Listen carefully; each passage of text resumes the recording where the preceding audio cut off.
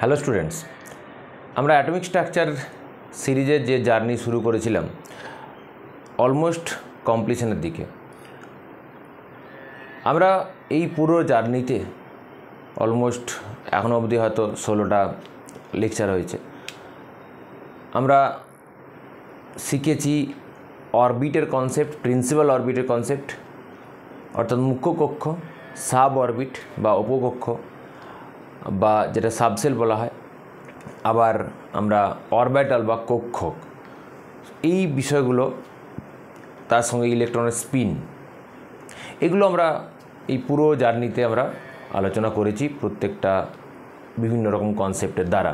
তো সেটাতে তো সব ওখানে আমার ভিডিওগুলো তো পেয়ে যাবে। আর আমার চ্যানেলে গিয়ে অ্যাটমিক স্ট্রাকচারের যে প্লেলিস্ট আছে সেখানে প্রত্যেকটা ভিডিও ডিটেলসে আলোচনা করা আছে। যাই হোক, তো আজকে আমরা কি আলোচনা করব? আজকে এই সবগুলোর যা শিখেছি এগুলোর দ্বারা, এই পুরো প্রিভিয়াস যা কনসেপ্ট শিখেছি এগুলোর দ্বারা, তার সঙ্গে আরও 3টে প্রিন্সিপালের দ্বারা আমরা আমাদের মূল উদ্দেশ্য সেইটা বোঝার চেষ্টা করব। মূল উদ্দেশ্য কী ছিল? যে নিউক্লিয়াসের চারপাশে ইলেকট্রনগুলো কীভাবে ডিস্ট্রিবিউটেড আছে, কীভাবে তারা বিন্যস্ত আছে, কীভাবে আছে, কোন প্রিন্সিপাল অরবিটে আছে, কোন সাব অরবিটে আছে, কোন অরবিটালে আছে, কেমন স্পিনে আছে।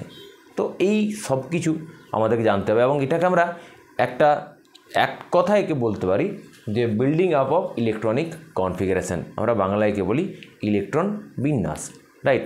তো তোমরা তো ওই ক্লাস 9-10 লেভেলে পড়েছো ইলেকট্রন বিন্যাস, ওই যে 2, 8, 18 এভাবে 2n² ধরে। তো সেইটা তো এখানে আমরা ওইটুকু অ্যাপ্লাই করলে হবে না, তো শুধু বোরস থিওরির সাহায্যে করা যায়। আমরা তো অনেক কিছু শিখে ফেলেছি, তো আমাদেরকে কমপ্লিট ইলেকট্রনিক কনফিগারেশন জানতে হবে। তো যদি আমাদেরকে কমপ্লিট ইলেকট্রনিক কনফিগারেশন জানতে হয় তো আমাদেরকে 3টে প্রিন্সিপাল অবশ্যই ভালো করে পড়তে হবে এবং মনে রাখতে হবে, আদারওয়াইজ আমরা এটা পারবো না। Aufbau principle, number 2 Pauli's exclusion principle,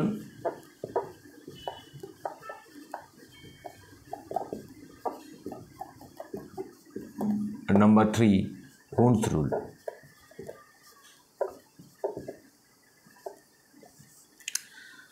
actually আমার গলায় একটু প্রবলেম আছে, একটু আস্তে আস্তে একটু হয়তো কথা বলবো, হয়তো একটু আস্তে শোনাতে পারে, একটু ম্যানেজ করে নিও।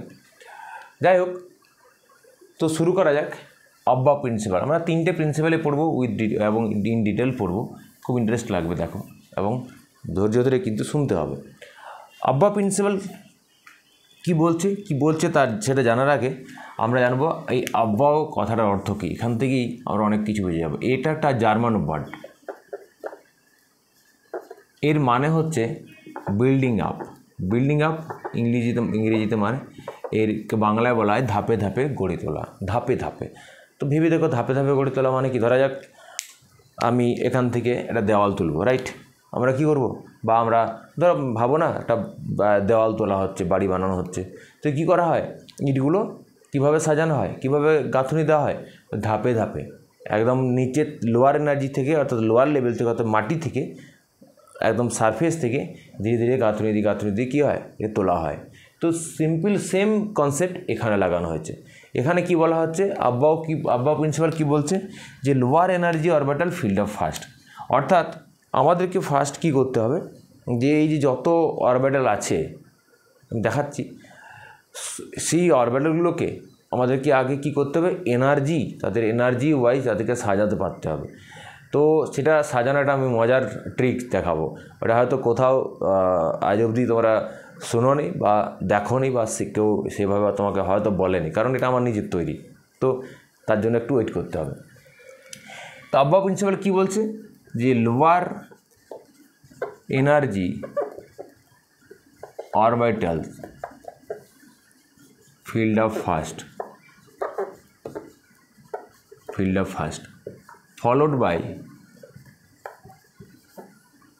by the higher energy orbital.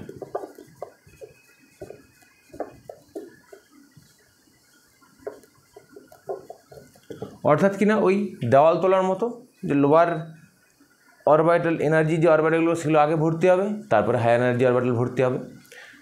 তো এটাকে একটা প্র্যাকটিক্যাল এক্সাম্পল দিয়ে বোঝার চেষ্টা করা যাক। ধরা যাক একটা বড় বিল্ডিং আছে, ধরা যাক 4 তলা বিল্ডিং আছে। ওই বিল্ডিংয়ের আমাদের বোঝার সুবিধার্থে আর খুব কমপ্লিকেটেড করবো না স্টোরিটাকে। ধরা যাক ওই বিল্ডিংয়ে প্রত্যেকটা ফ্লোরে 4টে করে রুম আছে, রাইট? প্রত্যেকটা ফ্লোরে 4টে করে রুম আছে। তো এই ফ্লোরে 4টে রুম আছে, এই ফ্লোরে 4টে রুম আছে, এই ফ্লোরে 4টে রুম আছে, আর এই ফ্লোরেও 4টে রুম আছে, রাইট? এবার এই যে পুরো বিল্ডিংটাতে প্রত্যেকটা ফ্লোরে কী আছে? 4টে করে রুম আছে। এবার হয়তো গেস্টরা আসছে, তো তাদেরকে এখানে থাকতে দেওয়া হবে এই বিল্ডিংটাতে। ধরা যাক ইনিশিয়ালি পুরো ফাঁকা ছিল, তো এখানে তোমাকে বস করে দেওয়া হয়েছে এবং তোমাকে একটা ইনস্ট্রাকশন দেওয়া হয়েছে যে র্যান্ডামলি কাউকে ঢুকতে দেবে না, বা র্যান্ডামলি এখানে থাকতে, মানে যে আসবে যাকে যে কোনো ফ্লোরে গিয়ে যে কোনো রুমে গিয়ে ঢুকে পড়বে, এটা হবে না। তোমাকে কী বলা হয়েছে? তোমাকে বলা হয়েছে যে এটা ইনশিওর করতে যে আগে প্রথমে এই ফার্স্ট ফ্লোর আগে ভর্তি হবে পুরোপুরি, তারপর ফার্স্ট ফ্লোরে যদি আর জায়গা না থাকে তারপরে আমরা সেকেন্ড ফ্লোরে যাব। সেকেন্ড ফ্লোরে যতটা ম্যাক্সিমাম ক্যাপাসিটি সেখানে ততজনকে আমরা সেকেন্ড ফ্লোরে রাখবো, তারপরে থার্ড ফ্লোরে, তারপরে ফোর্থ ফ্লোরে, অর্থাৎ লোয়ার এনার্জি থেকে হায়ার এনার্জিতে আমরা ফিল আপ করে করে যাব।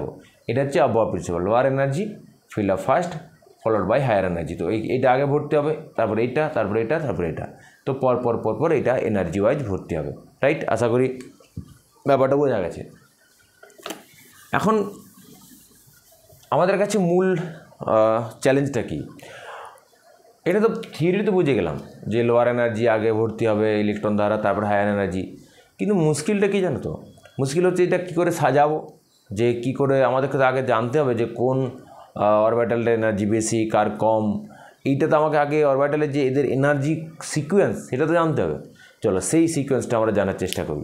এটা 3টে রাদার অ্যাকচুয়ালি সায়েন্টিফিক ওয়েতে 2টো পদ্ধতি আছে, আর আমার একটা সিম্পল ট্রিক আছে, যেটা প্রথমে বলছিলাম সেটা আমি লাস্টে বলবো, রাইট? যে ওই সিম্পল ট্রিকটা জানলে কোনো দিন ভুলবে না, ভুল করেও ভুলবে না, রাইট? তবে সেটার জন্য একটু ওয়েট করো। তো আমাদেরকে যদি এনার্জি সিকোয়েন্স করতে হয় তাহলে একটা পদ্ধতি আছে, এটা তোমরা হয়তো পড়েছো বা কোথাও দেখে থাকবে। আমরা কি করব? এই যে 1s লিখব, তারপরে 2s 2p লিখব, তারপরে 3s 3p 3d লিখব, তারপর 4s 4p 4d 4f 5s 5p 5d 5f 6s 6p 6d এরকম লিখব, 7s 7p এরকম সব লিখব। আচ্ছা, এটা জানো তো 1-এর s হয়, 1-এর p কেন হয় না? 2-এর s হয়, p হয়, 2-এর d হয় না কেন? 3-এর s p d হয় কিন্তু f হয় না কেন? এটা জানো তো? আচ্ছা, আমি একটু খুব কুইক বলে নিই এটা, যদিও এখানে এটা জায়গা নয়, কিন্তু আমি বলে নিই, না হলে এটা কনফিউশন থেকেই যাবে। তো এই 1, এটা তো জানো যে 1 2 3, এই যে 1 2 3 4 এগুলো কি নির্দেশ করে?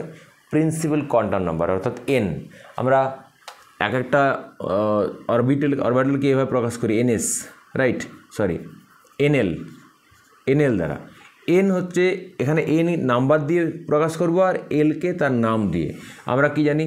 l সমান 0 1 2 3 হলে l এর মান নাম হয় s p d f। এগুলো প্রিভিয়াস ক্লাসে আলোচনা করা হয়েছে। কোয়ান্টাম নাম্বারে দেখবে সেপারেট 2টো ভিডিও আছে, একটা n এবং l নিয়ে একটা, আর m এবং s নিয়ে একটা। তো 4টে কোয়ান্টাম নাম্বারের 2টো ভিডিও আছে, এটা দেখে নেবে, তাহলে আরও ক্লিয়ার হবে। তো আমি এখানে খুব কুইক বলছি, পুরোটাতে অত টাইম নেই, তো লেন্দি হয়ে যাবে। বেসিক্যালি 1 n ইজিক্যাল টু, এবারে হচ্ছে n ইজিক্যাল টু যদি 1 হয়, n ইজিক্যাল টু 1 হয়, তাহলে l এর মান কী হতে পারে? n এর মান 0 হবে, কারণ l equal to 0 to n minus 1। l এর মান কত হবে সেটা কার উপর ডিপেন্ড করে? n এর মানের উপর। n এন এর মান যা হবে এল এর মান হবে 0 থেকে n-1 ততগুলো তোমার ধনাত্মক সম্পূর্ণ সংখ্যা হবে। তো এন সমান তোমার না 0 হতে পারে, 0 হতে পারে, কোনো ধনাত্মক পূর্ণ সংখ্যা হবে এমনটা না, 0 হতে পারে। তো n সমান 1 হলে এল সমান 0, তাহলে এল সমান 0কে আমরা কী বলি এস। দেখো এল এর আর কোনো মান পাবে না, এন সমান যদি 1 হয় এল এর একটাই মান 0, তার মানে এস, তার মানে এর 1-এর শুধুমাত্র কী হবে এস হবে, 1 আর পি হবে না। সিমিলারলি ধরো এন সমান যদি 2 হয়, এন সমান 2 হলে এল এর পসিবল নাম্বার মানে কী হবে 0 আর 1, কারণ 0 থেকে n-1, তো 0 আর 2-1 হচ্ছে 1, তাহলে এইটা এস এটা পি, তাহলে হবে 2 এর হবে এস আর 2 এর হবে পি। দেখো 2 এর ডি আসবে না। সিমিলারলি এবার হয়তো তোমার ব্যাপারটা ধরে ফেলেছো, এন সমান যদি 3 হয়, এল এর সম্ভাবনা কী হবে 0 থেকে n-1 হলে 0 1 2, অর্থাৎ 0 থেকে n-1 হতো 2, 0 থেকে 2 এর মধ্যে যতগুলো ভ্যালু আর সংখ্যা হবে সবগুলো হবে। তো এটা হবে এস, এটা পি হবে, ডি হবে, অর্থাৎ 3 এর কী হবে এস পি ডি। সিমিলারলি 4 হলে কী হবে, এটা ধরা যাক 4 যদি হয় তাহলে 0 1 0 1 2 3 এটা এফ হবে। তো এইভাবে আমরা, তো এফের পরে বিয়ন্ড এফ আমরা জানি না, যদি হয় তাহলে জি হবে, এইচ হবে, আই হবে। এটা এরকম কোশ্চেনও হয় যে যদি তোমার জি এল এর মান যদি 4 হয়, এল সমান 0, আমরা এই অবধি তো জানি এফ অবধি, যদি ধরো 4 হয় 5 হয় 6 হয় তখন কী করবে, তখন ওরা পরপর কন্টিনিউশন করে দেবে, এফের পরে জি তারপরে এইচ তারপরে আই এভাবে চালিয়ে দেবে, কোনো সমস্যা নেই। যাই হোক, এটা একটু জানা হয়ে গেল, না হলে হয়তো একটু কনফিউশন থেকে যেত যে এটা কী করে হলো, 1 এর কেন পি নাই, 2 এর কেন ডি নেই, 3 এর কেন এফ নাই। তো আমরা এভাবে এদেরকে সাজিয়ে নিলাম, এটা পিরামিড আকারে সাজিয়ে নিলাম। এবার আমরা কি করব, তীর চালাবো মানে ধরা যাক আমি এই দিক থেকে তীর চালাচ্ছি, তো চালাও। তো যে আগে কাটা যাবে তার নাম, তার এনার্জি সবথেকে কম, সেটা আগে লোয়েস্ট এনার্জি হবে। তাহলে 1s, তারপরে 2s, তারপরে কে কাটা যাচ্ছে 2p, তারপরে 3s, তীর চালাও 2p 3s, তারপরে 3p 4s, তারপর 3d 4p 5s, তারপর 4d 5p 6s and so on. বুঝতে পারছো, এরকম কাটা যাবে পরপর কেটে কেটে। তো এখানে একটা জিনিস মনে রাখবে, অনেক জায়গায় হয়তো থাকতে পারে ভুল করে, কখনোই এই ইলেকট্রন বিন্যাসে কখনোই কমা ইউজ করবে না, কখনোই না, কমা কখনোই ইউজ করবে না, রাইট। কমা তার কি মিন জানো, কোনো জায়গায় কমা দিয়ে দিলে তার মানেটা দাঁড়ায় এই যে ইলেকট্রনটা ওখানে ফিক্সড আছে, ওখান থেকে আর কোনো দিকে জিততে পারে না, অর্থাৎ ওখানে 100% ওখানেই ফিক্সড আছে। কিন্তু আমরা পুরো অ্যাটমিক স্ট্রাকচারে হাইজেনবার্গ আনসার্টেনিটি প্রিন্সিপাল পড়েছি, শ্রোডিঞ্জার ইকুয়েশন পড়েছি, সেখানে আমরা কী দেখেছি, ইলেকট্রনকে আমরা একটা মোস্ট প্রবাবল জায়গা পজিশন বলতে পারি, কিন্তু একদম ফিক্সড কোথায় আছে সেটা আমরা বলতে পারি না। তো কমা শুড নট ইউজ। তো এই হচ্ছে এনার্জি সিকোয়েন্স। তো তার মানে কি, ইলেকট্রন আগে 1s ভর্তি হবে, তারপর 2s, তারপর 2p, তারপর 3s, তারপর 3p 4s, তারপর 3d, এইভাবে কী হবে ইলেকট্রন ভর্তি হবে। এখন এই যে এনার্জি সিকোয়েন্সটা আমরা আর কীভাবে বার করতে পারি, এটা তো ধরা যাক তোমাকে যদি ইলেকট্রন ম্যাচ করতে পারে, তুমি যদি এইভাবে সব পিরামিডের মতো করো, দিয়ে এরকম কাটতে থাকো, তো হলো অনেক সময় কেটে যাবে, কম্পিটিটিভ পরীক্ষা হলে তো সময় তো নেই হাতে। তো আরেকটাভাবে এইটা করা যেতে পারে, সেটা হচ্ছে এই n+l রুল দিয়ে।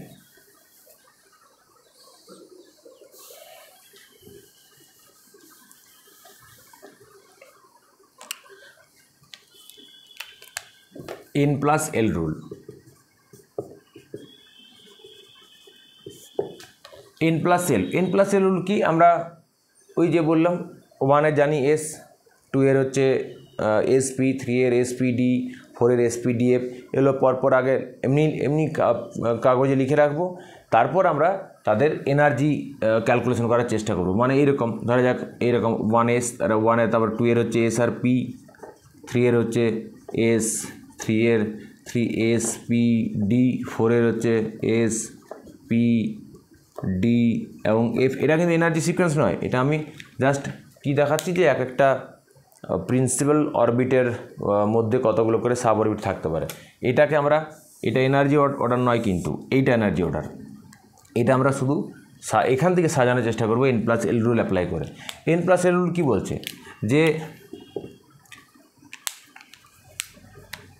যদি এন প্লাস এল রুল ধরা যাক দুটো অরবিটাল কি তিনটে অরবিটাল বা তুমি দুটো অরবিটালের মধ্যে তুলনা করছো, যার এন প্লাস এল এর ভ্যালু বেশি তার এনার্জি বেশি, যার এন প্লাস এল এর ভ্যালু কম তার এনার্জি কম। ক্লিয়ার? তো দেখো যদি এন প্লাস 1s এর করো, 1s হিসেবে করো, 1s এর ক্ষেত্রে n ইজ ইকাল টু 1, এল হচ্ছে 0, রাইট? তো টোটাল হলো কত? n প্লাস এল সমান হবে 1। আবার ধরো 2s, 2s এর ক্ষেত্রে কী হবে? n is equal to 2, L is equal to S হলে এল ইজ ইকাল টু 0 হয়, তো টোটাল হবে 2। তাহলে কী হলো? আমরা কি দেখতে পাচ্ছি? 2s এর n প্লাস এল এর ভ্যালু 1s এর থেকে বেশি, তাহলে যার n প্লাস এল এর ভ্যালু বেশি তার এনার্জিও বেশি, যার n প্লাস এল এর ভ্যালু কম তার এনার্জিও কম। তাহলে তোমরা নিজেরাই বলো যে 1s এবং 2s এর মধ্যে কে আগে ইলেকট্রন দ্বারা ফিল আপ হবে? কে হবে বুঝতে পেরেছো?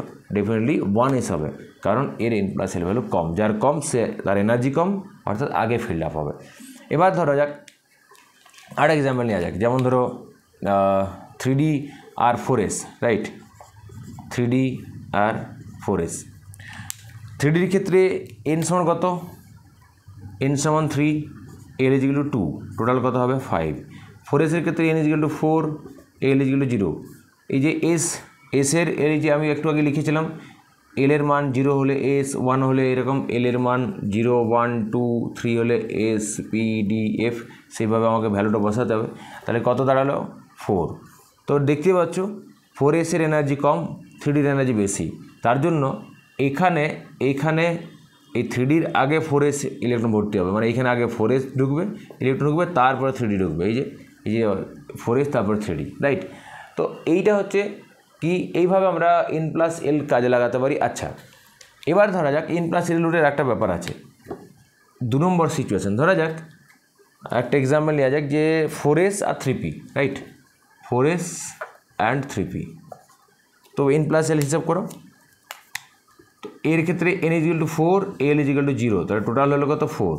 এর ক্ষেত্রে n is equal to 3, L is equal to 1, total হয়ে গেলো 4। এবারে এটা মহা সমস্যা, যেহেতু n প্লাস এল সমান, তখন কি করবে? তখন n প্লাস এল রুলের তার সেকেন্ড তার বক্তব্য বলা আছে, সেখানে বলা হচ্ছে যে যদি n প্লাস এল সমান হয়, ধরা যাক যে দুটো অরবিটালের মধ্যে n প্লাস এল এর মান সমান হয়ে গেছে, তাদের সেই দুটোর মধ্যে দেখব কার n এর মান কম, কারণ n প্লাস এল দিয়ে আর কী করতে পারছি না, তাদেরকে আইসোলেট করতে পারছি না বা তাদেরকে সেপারেট করতে পারছি না।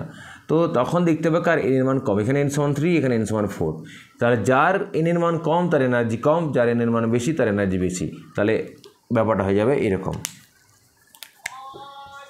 দেখো এই 4s এর আর 3pর ক্ষেত্রে উভয় ক্ষেত্রে n প্লাস এল ভ্যালু সমান, তো সেক্ষেত্রে আমাকে সেকেন্ড রুল দেখতে হবে, n প্লাস এলের যে সেকেন্ড তোমার বক্তব্য, সেটা কি, যে যার n এর মান কম, অর্থাৎ 3p আর 4s এর মধ্যে 3 এর মান কম, এটা কম ভ্যালু, তার এনার্জিও কম। তাহলে এনার্জি হবে আগে 3pর কম, 4s এর বেশি, অর্থাৎ 4s গ্রেটার দেন 3p। তাহলে যখন ইলেকট্রন প্রবেশ করবে তখন 3p আগে ভর্তি হবে, তারপরে 4s ভর্তি হবে, কারণ lower energy orbital filled up first already, সবসময়ের জন্য মনে রাখতে হবে। এবার এই হচ্ছে তোমার n প্লাস এল রুলের গল্প। এবার আমরা এইভাবে আমরা কি করতে পারি, n প্লাস এল রুলকে কাজে লাগিয়ে আমরা এই অরবিটালগুলোকে তাদের এনার্জি ওয়াইজ কী করতে পারি, সাজাতে পারি। ক্লিয়ার? বেশ, এবার আমি তোমাদের বলেছিলাম যে ট্রিকটা শেখাবো, এই ট্রিকটা শিখলে আর কোনোভাবেই সমস্যা হওয়ার কথা নয়।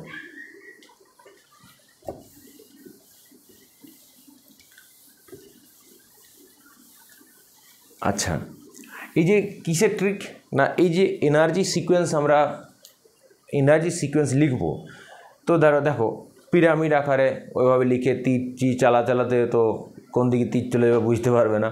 আবার যদি n প্লাস এল দিয়ে করা হয় সেটা তো অনেকটা সময় লেগে যাবে, টাইম কনজিউমিং। তো তোমাকে কম সময়ের মধ্যে সঠিক এনার্জি সিকোয়েন্সটা লিখতে হবে, কারণ ওইটাই তো মেন। এনার্জি সিকোয়েন্স যদি তুমি ঠিকঠাক লিখতে না পারো তাহলে তো বেকার হয়ে গেল, গোটাই গোলমাল হয়ে যাবে। তো এনার্জি সিকোয়েন্স লেখার জন্য আমি এটা সিম্পল ট্রিক বানিয়েছি। একটা স্টোরি শোনো, একটা স্টোরির সাহায্যে এটা বোঝানো যাক।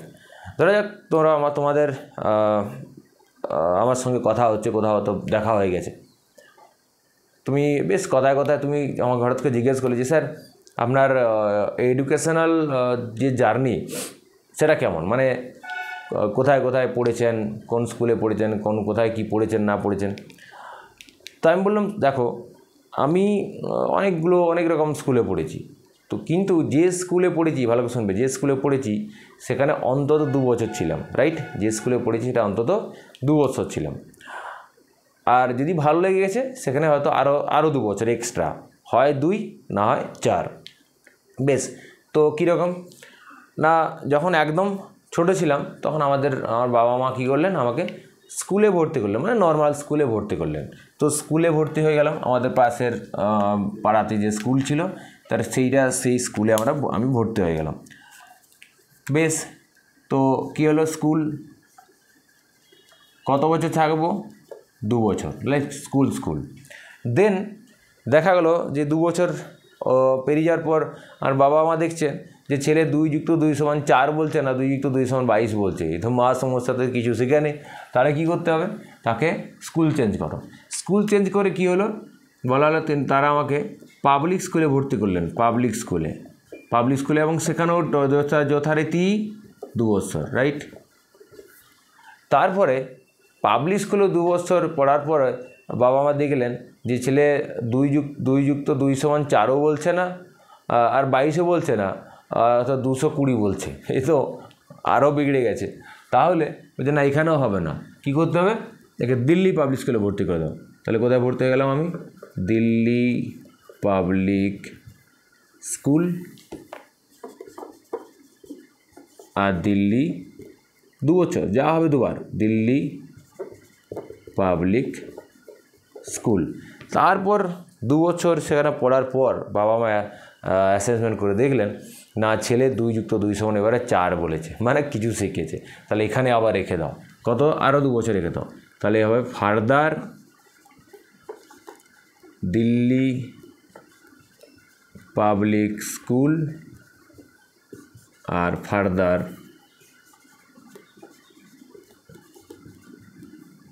Delhi public school. ওকে, বেশ, এবার আমরা কি করব, আমাদের কাজ হচ্ছে, আমার পুরো স্টোরি জানা হয়ে গেছে, স্কুলে 2 বছর, তারপর পাবলিক স্কুলে 2 ইয়ার্স, তারপরে দিল্লি পাবলিক স্কুলে 2 ইয়ার্স, তারপরে ফার্দার দিল্লি পাবলিক স্কুলে আরও 2 বছর, অর্থাৎ ফার্দার দিল্লি পাবলিক স্কুল। বেশ, এবার আমাদের কাজ কি, প্রত্যেকটা যে ওয়ার্ড আছে তার ফার্স্ট লেটার লিখবো, রাইট? প্রত্যেকটা ওয়ার্ডের ফার্স্ট লেটার লিখবো, এটাই হচ্ছে মূল আমাদের কাজ।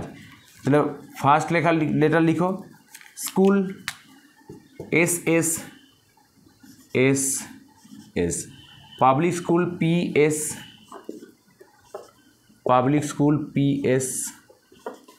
Delhi public school, DPS, again Delhi public school, DPS, তারপর further Delhi public school, FDPS, further Delhi public school, যা হবে 2 বার, FDPS। তো এটা তোমরা যখন ইলেকট্রোমেনেস করবে এত লেখার দরকার নেই, শুধু মনে মনে বলবে আর লিখবে এরকম, যে স্কুল মনে মনে বলবে, school, SS, public school, Delhi public school, further Delhi public school. তো এটা লেখার কোনো প্রয়োজন নেই। এবার আমরা একটু কেমিস্ট্রিতে আসবো, যে সায়েন্টিফিক ওয়েতে, যে দেখো এস শুরু হয় কোথা থেকে, 1 নম্বর থেকে। দেখো 1S দেখেছি, এস শুরুই হয় 1 নম্বর থেকে। তো এস এখানে 1 লিখবো, তারপরে যেখানে এস পাবো সে পরপর আমরা 2 তারপর 2 লিখবো, তারপর 3, যেখানে এস পরপর কন্টিনিউশন, 4, 5, 6, 7, 8 হয়। তো আমাদের 8-এর তো প্রয়োজন হয়নি, তো 7-এ গিয়ে মুছে দিলাম। পি দেখো, পি শুরু হয় কোথা থেকে, পি তো শুরু হয় 2 থেকে, 1-এর তো পি হয় না, কোথা থেকে পি শুরু হয় 2 থেকে। তাহলে 2 থেকে এখানে লিখবো 2, তারপর কন্টিনিউশন করবো 3, যেখানে পি আছে, 4, 5, 6, 7। ডি শুরু হয় কোথা থেকে, ডি শুরু হয় 3 থেকে। তো ডিকে 3 থেকে শুরু করো, ডি এখানে 3, 2 তো ডি নেই, 4 একটু আগে দেখালাম, 5, 6। এফ শুরু হয় কোথা থেকে, 4 থেকে, 3 তো এফ নেই, এফ শুরু হয় 4 থেকে, এখানে 4 দাও, 5 দাও। দেখো energy sequence ready 1s 2s 2p 3s 3p 4s 3d 4p 5s 4d 5p 6s 4a 5a 5d 6p 7s পর energy sequence ready. Very simple, খুব ইজি, কখনোই ভুলবে না, শুধু স্টোরিটা মনে রাখবে যে school public school, Delhi public school, further Delhi public school, যেটা বলবে সেটা দুবার, রাইট? তো school public school, Delhi public school, further Delhi public school. বেশ, আর নেক্সট আমার কাজ হচ্ছে এটা বুদ্ধি করে লেখা যে এস শুরু হয় 1 থেকে, পি শুরু হয় 2 থেকে, ডি শুরু হয় 3 থেকে, এফ শুরু হয় 4 থেকে। কেন হয় একটু আগেই বললাম। তো 1-এ পি হয় না, 2-এ ডি হয় না, 3 এফ হয় না। এই হচ্ছে আমাদের আব্বা প্রিন্সিপালের স্টোরি। এখানে আর কিছু সেরকম বোঝানোর আর কিছু আলোচনার বিষয় নেই। এখানে আমরা যেটা আমাদের মূল উদ্দেশ্য ছিল যে এনার্জি সিকোয়েন্সটা তৈরি করা, সেটা আমরা তৈরি করে ফেলেছি। অর্থাৎ আগে 1s ভরতে হবে, তারপর 2s ভরতে হবে, তারপর 2p, তারপর 3s অ্যান্ড সো অন। এবার এখানে এই থিওরির কী লিমিটেশন আছে, কি প্রবলেম আছে বলো তো? থিওরিতে সেরকম প্রবলেম নেই। প্রবলেমটা হচ্ছে এখান থেকে আমরা কমপ্লিট ইলেকট্রন বিন্যাস আনতে পারবো না। আমি আগেই বলেছি, তার জন্য 3টে আমার নিয়ে প্রিন্সিপাল মনে রাখতে হবে। এটা হচ্ছে ওই যে আব্বাও, তারপরে পাউলি এক্সক্লুসিভ প্রিন্সিপাল, হুন্স রুল। এখানে তাহলে সমস্যাটা কোথায়? সমস্যা ধর সেই বাড়িটার কথা বলছিলাম। দেখো, যে বাড়িটা বললাম 4 তলা একটা বিল্ডিং, প্রত্যেকটা ফ্লোরে 4টে করে রুম আছে। তো তোমাকে ইনস্ট্রাকশন দেওয়া হয়েছে যে আগে নিচের ফ্লোরে ভর্তি হবে, তারপরে সেকেন্ড ফ্লোরে, তারপর থার্ড ফ্লোরে, তারপর ফোর্থ ফ্লোরে। এবার প্রশ্নটা তুমি তো জানো, তোমার কাছে একটা কোনো ইনফরমেশান নাই। কী ইনফরমেশান নেই? একটা বড় ইনফরমেশান নেই। কী ইনফরমেশান নেই? ইনফরমেশান হচ্ছে যে তুমি তো জানো একটা ফ্লোরে 4টে করে রুম আছে, কিন্তু তুমি কাউকে বলতে পারবে না যে ফার্স্ট ফ্লোরে ঠিক কতজন ঢুকতে পারবে। কেন বলতে পারবে না? কারণ তুমি জানো না যে একটা রুমের ক্যাপাসিটি কত। একটা রুমের ক্যাপাসিটি 1 নাকি 2 নাকি 3 নাকি 4 নাকি সামথিং এলস। তো এইটা তুমি জানো না। তো এটা যদি তুমি না জানো, তুমি কী করবে? তুমি তো মহা সমস্যায় পড়বে। সিমিলারলি এখানে আমরা তো সিকোয়েন্স তো পেয়ে গেছি, কিন্তু এই যে 1s এখানে কটা ইলেকট্রন থাকবে, এই এসের কটা, এটা তো আমরা জানি এসের একটা অরবিটাল, পিতে কটার, পি এর তো 3টে অরবিটাল, পি এর 3টে অরবিটাল, ডি এর, এটা এস এর, এটা পি এর, ডি এর 5টা অরবিটাল, এটা ডি এর, আর এফ এর 7টা অরবিটাল। এটা তো আমরা জানি।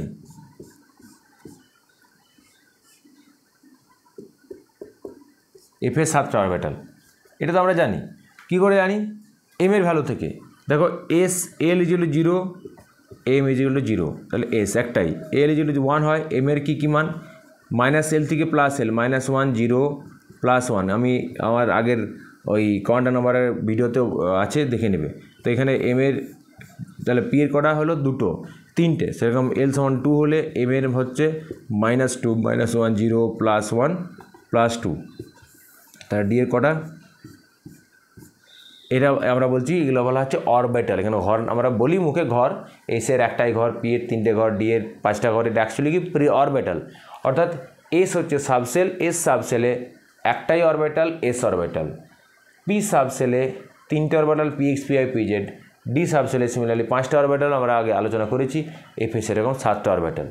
তো সেটা তো না হয় তোমাকে বলে দেওয়া হলো যে এটা আমরা জানি যে এটাতে একটাই অরবিটাল আছে, মানে এটাতে একটাই ঘর আছে, এটাতে একটাই ঘর আছে, এটাতেও একটাই ঘর আছে, এইটাতে 3টে ঘর আছে, এটাতে একটা ঘর আছে, এটাতে 3টে ঘর আছে। অর্থাৎ first floor, second floor, third floor, সব ফ্লোরে তো কোন ফ্লোরে কটা করে রুম আছে তুমি জেনে গেছো। কিন্তু মুশকিল হচ্ছে তোমাকে তো জানতে হবে যে একটা রুমে ক্যাপাসিটি কতজন করে। তবে তো কি তুমি বলবে যে এই প্রথমে এতজন যাও, তারপরে এতজন যাও, এই ফ্লোরে এতজন যাও, এইভাবে তো বলবে।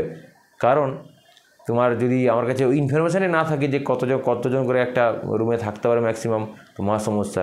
তো এই সিমিলারলি এখানেও সেই সমস্যা যে একটা অরবিটালে ম্যাক্সিমাম কতগুলো ইলেকট্রন থাকতে পারে সেই সম্পর্কে কোনো আইডিয়া আব্বা প্রিন্সিপাল দিতে পারেনি, রাইট? একটা অরবিটালে কতগুলো ইলেকট্রন থাকতে পারে। দেখো, একটা অরবিটাল অর্থাৎ একটা ঘর, অর্থাৎ একটা কক্ষকে যতগুলো যদি কটা ইলেকট্রন ম্যাক্সিমাম থাকতে পারে পেয়ে যায়, তাহলে কোনো সমস্যা নেই। ধরা যাক যে সাবসেলে 3টে কক্ষ, তো একটা কক্ষকে যদি something x number of electron থাকতে পারে ম্যাক্সিমাম, তো 3টি কক্ষকে 3x থাকবে, সেটা কোনো সমস্যা নেই। কিন্তু আগে তোমাকে জানতে হবে যে একটা ঘরে বা একটা রুমে, একটা অরবিটালে ম্যাক্সিমাম কতগুলো ইলেকট্রন রাখা যেতে পারে। তবে তো কি আমরা হিসাব করবো যে কোন ফ্লোরে ম্যাক্সিমাম কতজনকে রাখা যাবে? না, আমার ক্যাপাসিটি জানতে হবে। তো তো সেই এটা সমস্যা 1 নম্বর। 2 নম্বর হচ্ছে এইটা 1 নম্বর ব্যাপার হলো। আর 2 নম্বর প্রবলেম হচ্ছে এই যে ডিজেনারেট, ধরা যাক পিতে 3টে ইলেকট্রন আছে। পিতে কী বললাম, ধরা যাক এই টুপিতে 3টে ইলেকট্রন আছে। এবার টুপিতে যে 3টে ইলেকট্রন আছে তারা কিভাবে তারা বিন্যস্ত হবে, মানে তারা এইভাবে থাকবে, এইখানে এইভাবে থাকবে, নাকি তাদের এখানে অনেকগুলো প্রবলেম হবে। এখানে হতে পারে এরকম হতে পারে বা হতে পারে।